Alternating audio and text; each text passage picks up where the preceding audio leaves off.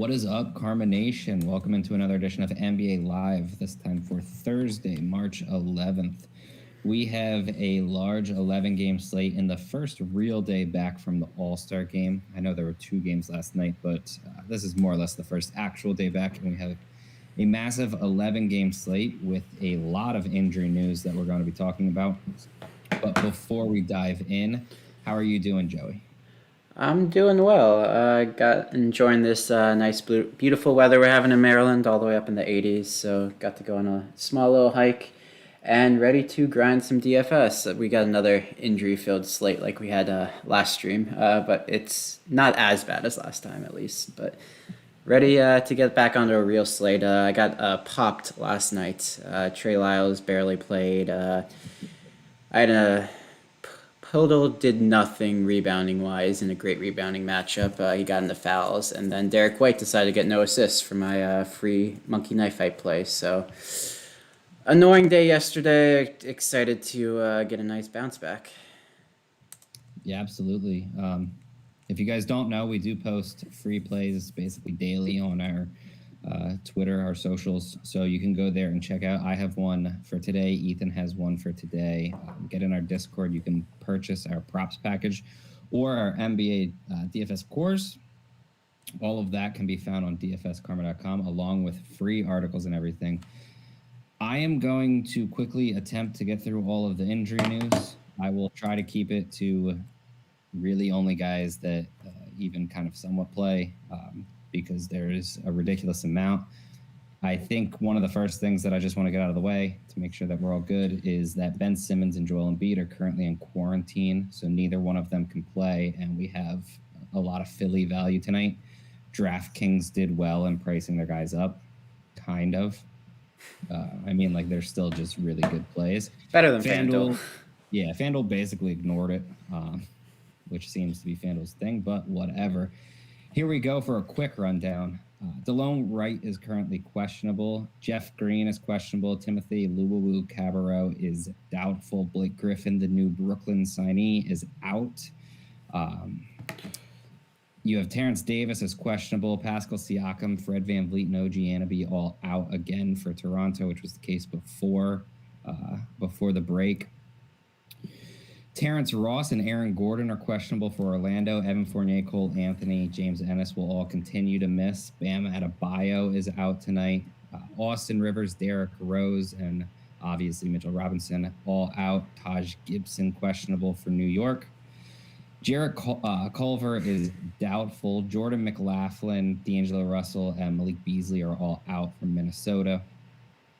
Hamidou Diallo still out, as well as George Hill, obviously. Cameron Johnson has been ruled out again. Devin Booker, questionable. And then, the few Portland guys that have been out are continuing to be out at the moment. Christian Wood and Daniel House have been ruled out for Houston.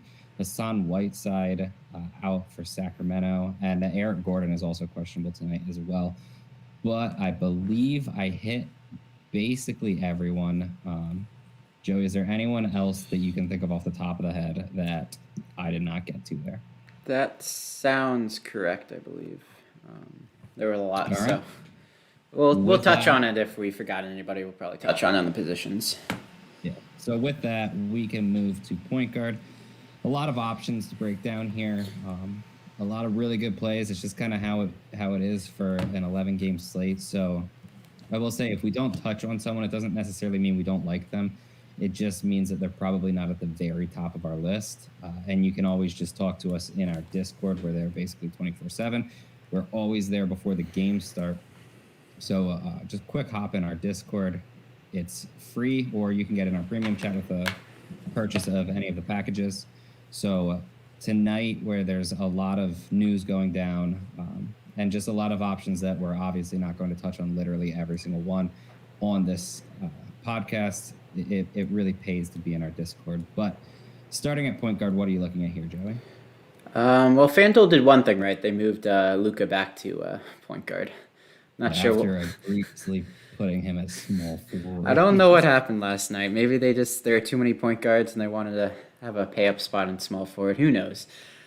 I never know how to gauge FanDuel. But yeah, we got a couple pay up spots here. We basically have 5 10K guys. I guess I can throw Trey Young in there as a 10K guy. He's 9.9.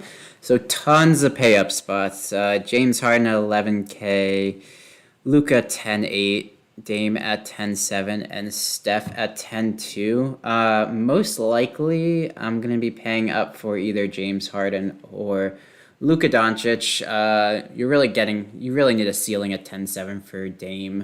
He can drop you 40 plus points, but usually his props set around 33, 32 and a half points. So you really need a ceiling. You can't really have an average night for Dame, or he's not going to hit value at 10.7. You really need 50 plus, and he's not going to do that without getting 35 to 40 real points. And that's hoping he gets some rebounds and assists. Last game he had 44, 1 and 7, and barely hit value.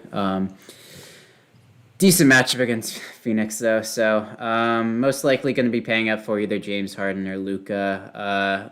Both of them walking triple doubles. Basically, Luka's more likely to hit that triple double for you. More likely to have a better floor at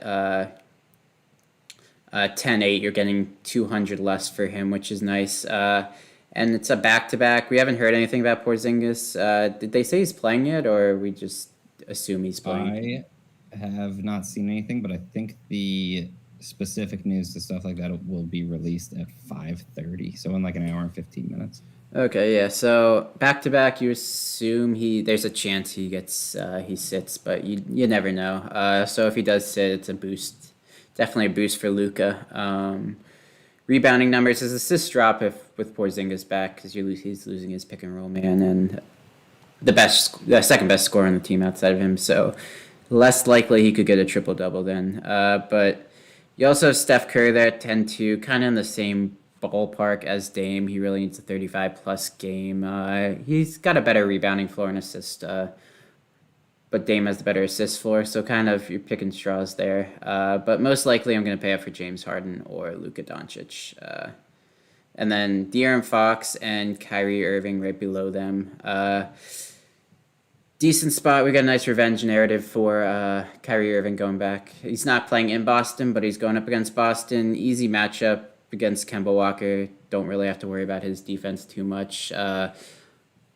But Marcus Smart is back. I haven't heard anything about a minutes limit from him, so they get a little better defensively in the guard position. So as long as Smart isn't guarding Kyrie, I'm not sure who's going to be guarding Kyrie. Kyrie can make it for a good spot, but you're kind of paying for his ceiling as well. Yeah, I think if I'm talking spend-ups, I think it's pretty clear James Harden, Luka Doncic for me. That is assuming I go all the way up. With that being said, like I don't hate guys like Irving, Lillard, even Fox, like any of them. I just think that Doncic and Harden are kind of in a tier of their own, and they're not really priced that much like it. If you're talking higher end mid tier, I think the guys that stand out really, John Wall and Victor Oladipo are the same price. I think they're both really, really good plays tonight. I think that John Wall probably gets a little more ownership, so I would probably prefer him to Oladipo in cash, and then might take the shot on Oladipo in tournaments. But realistically, I'm fine with either one of the two. At 86, Kyle Lowry is just too cheap for Toronto having basically none of their star power on offense. Norman Powell, we'll talk about later, is going to take over the offense more too, but Lowry at 86 is still a little too cheap. And then I don't necessarily love him because of the tier that he's in, but Chris Paul at 78 against Portland, I have absolutely no problems with. I do think that he's a really good play. He kind of caught fire before playing limited minutes right before the All-Star break against Golden State, but he should be back up to 30 plus.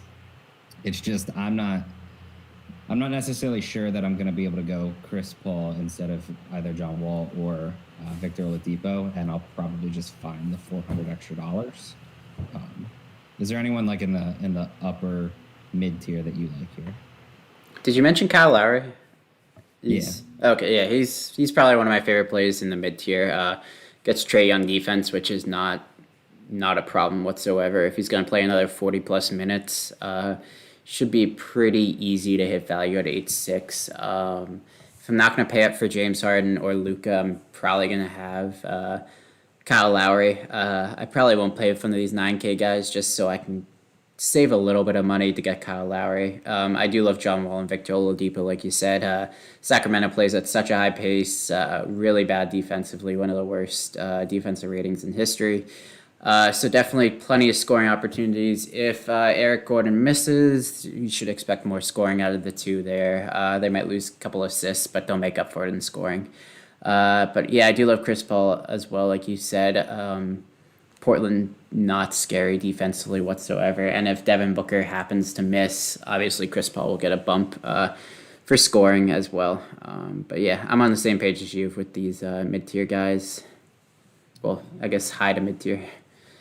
Yeah, they seem pretty obvious, but they're also not really projecting for a ton of ownership. So it feels like there's just so many options tonight that no one's going to get like just an absurd amount of ownership. Yeah, shouldn't be. Who are you looking at in just like, I guess like the normal mid tier? I don't know how to phrase that, but like the usual tier around like 6K ish that we discuss. Yeah, 5 to 6, 4 to 6, whatever you want to put it at, but that range. I feel like there's just so many good guard plays tonight. It's a little crazy, but mid tier 5K 5-3. I'll probably be looking at Shake Milton. Not loving any of the 6K guys, so I'll probably save a little bit of money. No reason to pay 1,000 more when you get Shake Milton without Ben Simmons and Joel Embiid. What probably their number 2 scorer for tonight, since Embiid's out and Simmons is out. They're going to need someone to pick it up. I'm assuming Tobias Harris leads the team in scoring, and then Shake Milton most likely is going to be second right after him, unless Curry or Green catch fire. Hopefully Shake can hit his threes tonight, but it's a Chicago high-paced game. I think they're second in pace in the league and bad defensive rating. So plenty of scoring opportunities for him there. So if I'm looking in the mid-tier, that's probably who I'm going to be prioritizing. I'd rather just spend a little more, spend a little less just to get him if I'm trying to save a little bit of money. Yeah, I think the Shake Milton is more or less one of my top plays tonight. He gets a massive usage bump when Embiid and Simmons are off the floor. So at 53, it's still just too cheap. I'll say there's two guys at 6K that I really like tonight. One is Ricky Rubio with virtually every guard out for Minnesota. Rubio's going to have to play 30-plus minutes. And he's basically a fantasy point per minute type guy on an average basis. And now he gets a matchup against New Orleans, who gives up the most assists to opposing point guards in the NBA. And obviously we know that Rubio is more or less just an assist machine. So I think he has really, really good upside in this matchup. I don't think too many people are going to be using him. And the other one who I think will be even lower owned is Goran Dragic, who gets the matchup against Orlando, who's been really bad against scoring point guards. And we've seen Dragic just have some massive games. I think that he comes with a lot more risk than someone like Rubio, but I do think that he comes with plenty of upside for tournaments. And then right above Shake Milton, Eric Bledsoe gets the matchup against Minnesota. Everyone loves it. He's locked into big minutes as well. And he was playing really, really well before. I think he dudded right before the All-Star break, but he was playing extremely well prior to that. And at 5,600, I still think he's a little too cheap. Again, though, that's strictly a tournament option.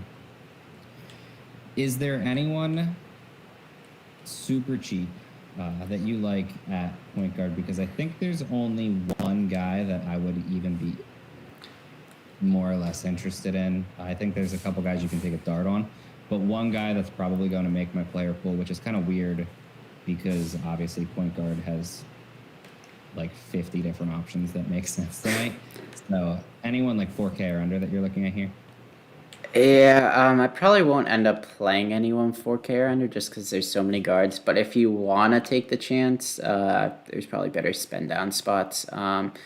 But since, like you said, all the guards were out for Minnesota, you can take a shot on Jalen Noel. He's gotten 20 minutes in the past 3 games, 19 plus in the past 5 games. Since all the guards are out for Minnesota, It's New Orleans. New Orleans gives up a lot of fantasy points to guards, so I'm willing to take a dart throw on him if I really want to spend down. I just don't see myself spending down anywhere. But if you are going to, I feel like he's the only guy I want to take a chance on right now.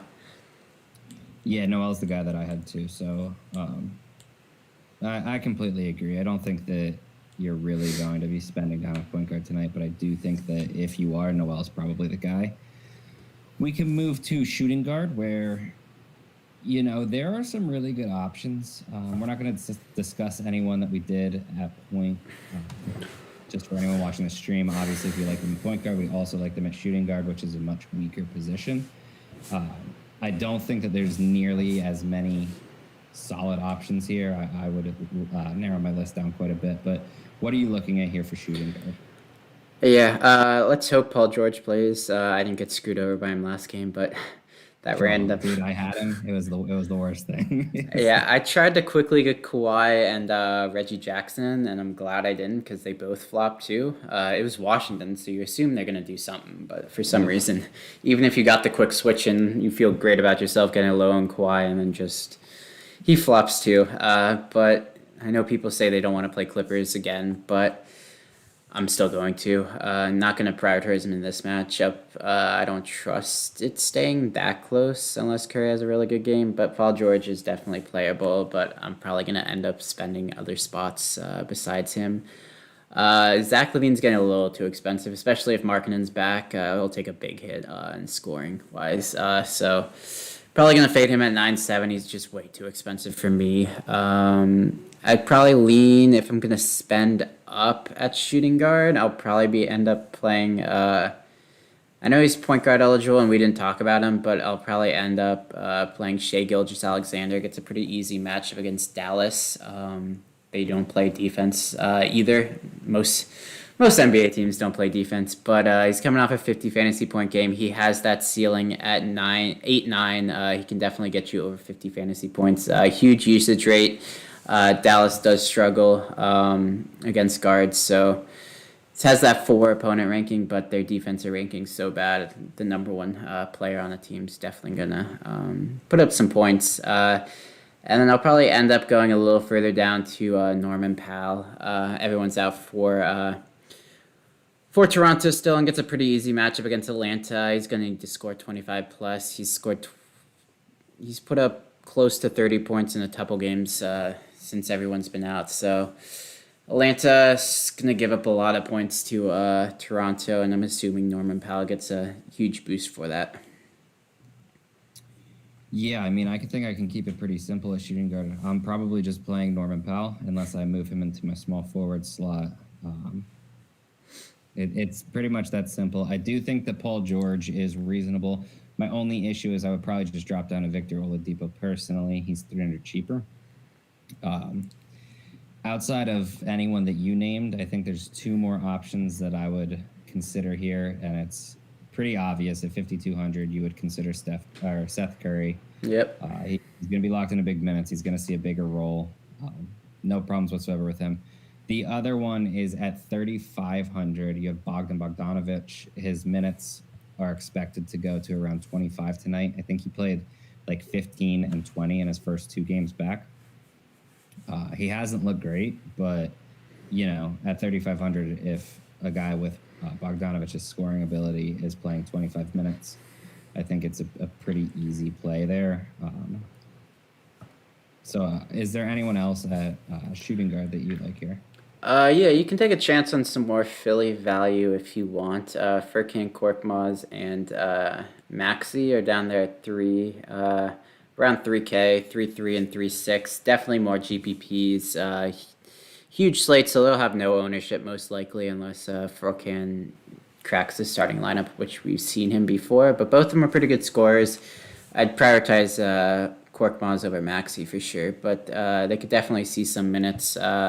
People got screwed over by Maxi a couple weeks ago, so I'm sure he gets absolutely no ownership. But if you really want to get contrarian, a huge slate, so you don't have to get that bad. But I'd probably look at Korkmaz if you want. High paced game. If his shot's on, he can definitely get you 20 to 25 fantasy points, especially with the 3-point bonus you get on DK.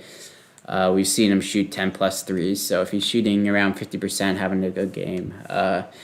No floor, but definitely the ceiling is there.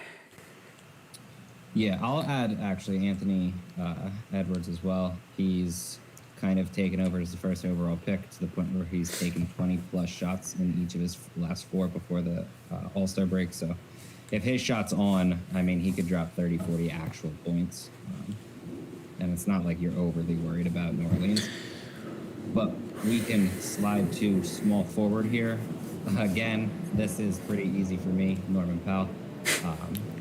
But you have to play him at one of the two, so obviously. Yeah. Some more. But, who do you like here at small forward? You can definitely pay up at small forward. Jimmy Butler without Bam can get you triple-double ceiling. 5'3", 9'5", so you're definitely paying for a ceiling, but he's going to get you 50 points. I'm assuming he goes low owned again just because it's an 11-game slate. But no Bam definitely gets a huge bump. Should be able to get you 50 plus, and especially if he can get you that double-double or triple-double bonus. Orlando plays a little slower, so not a very good game environment, but he stuffs the stat sheet. So if he gets you 28 and 8 with a bunch of defensive stats, not the best. That's probably a floor from him, getting around 40. So at 9.5, definitely worth a shot at.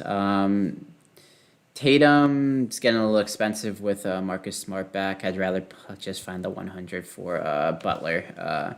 But it is Brooklyn, so a pretty easy matchup there. And then you can slide down a little further. Just the same thing with Marcus Smart back. I probably won't play Jaylen Brown. And then Jeremy Grant finally looking a little healthy after a week off. So he's been out since February 28th. He's definitely gets a good matchup against Charlotte. Doesn't really scare me defensively whatsoever. And anytime he's below 8K, I'm definitely willing to pay for him and take a shot on him.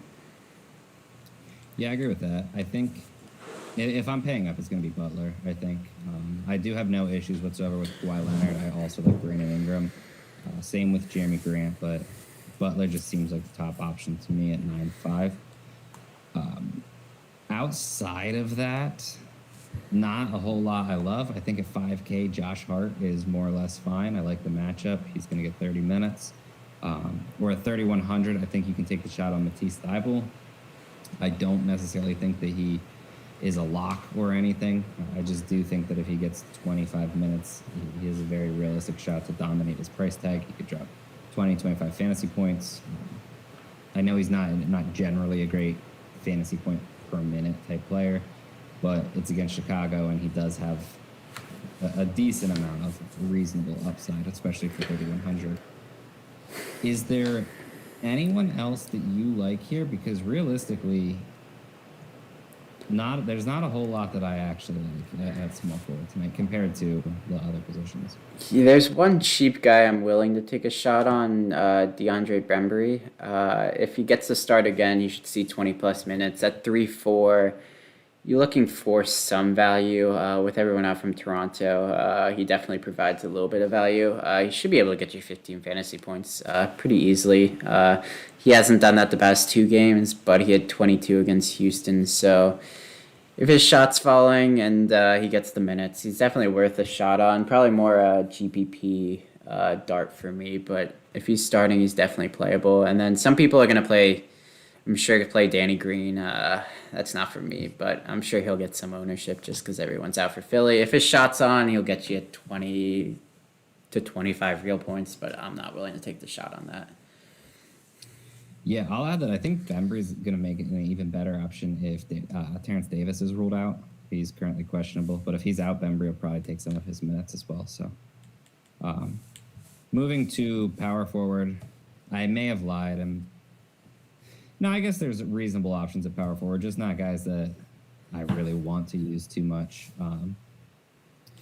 Giannis at 11-1, you're going to be able to find value to spend up on him if you really want to. And then the other two probably chalky options are going to be Tobias Harris at 81.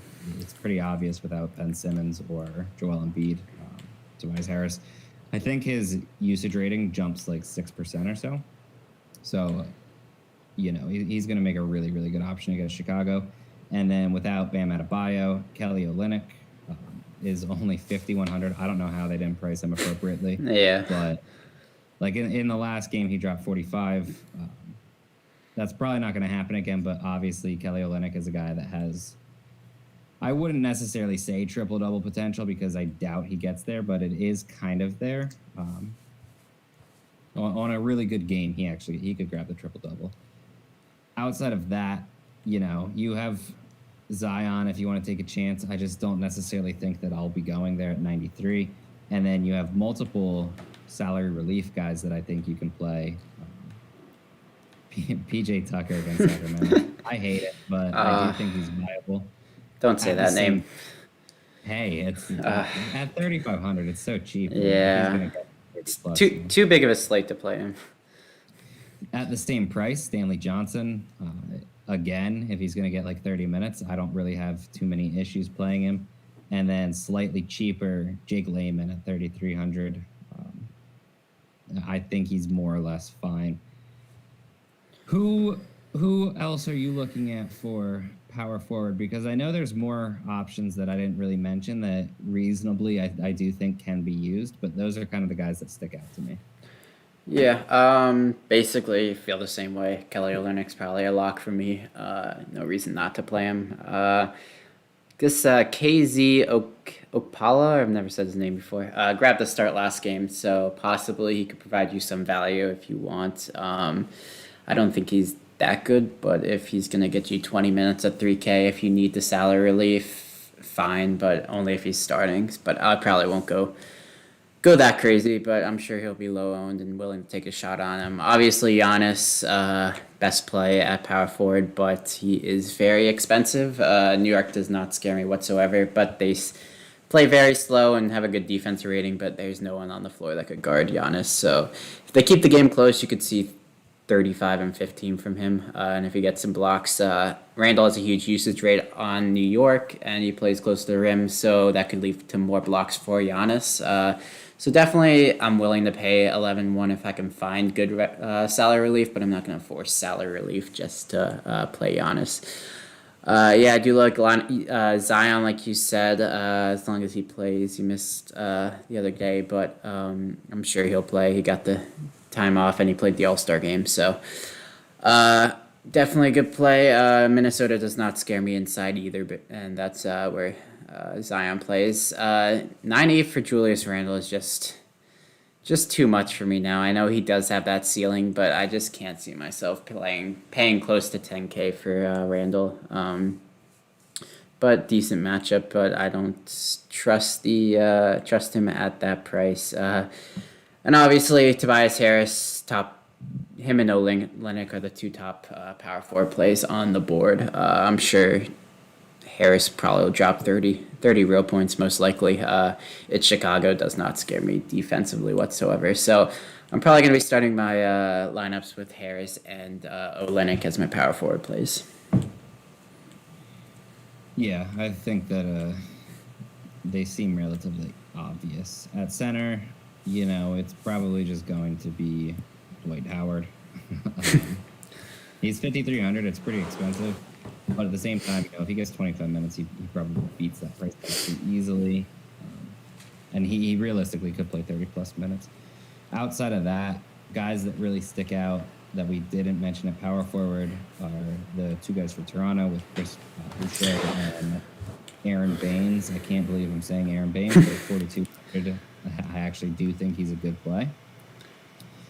And then guys that I feel are reasonable, but I don't see a reason to get off of someone like Kelly Olynyk, Giannis, even Boucher or Howard, and then add in Baines. But reasonable guys, I guess, are Clint Capella and Karl Anthony Towns for me. It's just I don't really see too much of a reason to pay their price tags for them compared to the other guys. I don't know if you feel differently about anyone at center, but go ahead. Yeah, I did recommend Baines last time for the revenge narrative. I ended up putting up 30 points, which is nice. But we were talking about pre-pod. Bradley could be interesting. as a leverage play against Dwight Howard.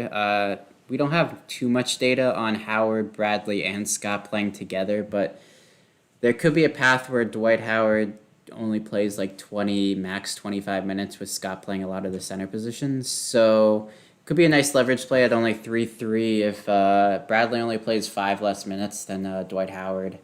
You're saving 2,000. It is Chicago, so you could play probably both together just because that centers versus Chicago has just been a thing for years now. So definitely could be an interesting play. We'll see how the minutes pan out. It's not. I'm sure Dwight Howard plays. It's going to be chalk. Just play him. But there is a path where Tony Bradley can get similar minutes for 2K less. But center is always pretty stacked. There's always a ton of good plays. Let's see. Centers have been destroying Houston as well. So who's Rashawn Holmes at 6'5". You're paying a little too much for him, but gets a pretty easy matchup. So you can take a chance on Rashawn Holmes. I'm sure he'll see 0 ownership. And then Boucher, obviously a good play as well. I'm sure he's not going to start like normally, but he'll get plenty of minutes. And then Giannis at the top, like you said, but we already touched on him. Karl Anthony Towns, 10K. Yeah, you can definitely get there, especially with no guards. His usage rate should go up, but I just can't see myself paying 10K for him. And Clint Capella is always a good play. If a game's going to stay close, Capella's going to get you 15-plus rebounds, so he'll get you that double-double as long as he's scoring. Pick and roll should be nice with him and Trae Young. 8K, he definitely has a ceiling there, especially if his blocks are on point. But that's probably all I'm looking at that we didn't touch from power forward. I guess Patton could be an interesting play if you want to take the shot on him. Against Sacramento, should be pretty high-paced. A lot of shots going up, so he does have the double-double potential if he's going to get 25-plus minutes.